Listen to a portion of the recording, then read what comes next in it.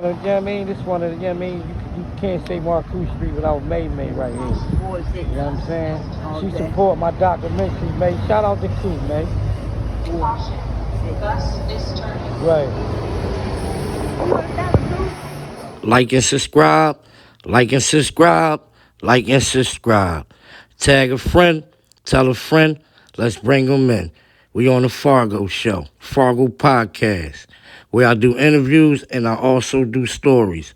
Today's sponsor is the Go Far Sweatsuits. Pop your collar with me, spend $1 with me. Let's get it, y'all. This story I jump into today, it's definitely gonna be epic. It's definitely the great ones. I say the great ones because they was great to me. Check it out, y'all. Let's get it. This story I'm going to jump in today is about my man Lee, a.k.a. Dusty L, a.k.a. Lucky Lefty. It's like, no, let's get it, though, y'all.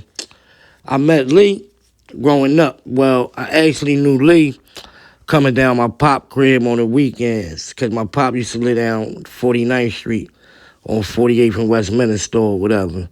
And I was living uptown or whatever with my mom, and my dad lived out west.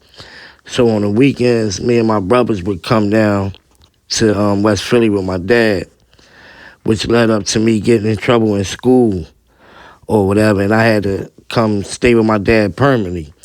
So when I came to stay with my dad permanently, me and Lee got tight. You feel me? Because I was living down there now. So Lee became my best friend with amongst a lot of people down there. You feel me? Shout out to my man Tim Rome. Shout out to my man Hot Rod. Shout out to my man Rest in Peace Truck. You feel me? I can keep going and going. Rel, Tay. You feel me? Fats. Let's get it though. But long story long, me and Lee became tight growing up in the neighborhood, doing things that kids do, throwing rocks at cars, you know, running around the neighborhood as kids. But as time went on, Lee migrated up top, up Marcoux Street, where he met Ron and John. But when he met them, he took me up there, you know what I mean? He introduced me to Ron and John, a.k.a. Big Nose and Little Nose. You feel me? So when I met them, it felt like, you know what I mean, my life changed. But this story is basically because I don't think if it was for Lee, I probably wouldn't have met some of the friends that I met. You feel me? Probably wouldn't be the man I am to this day. But Lee became, you know, one of my best friends.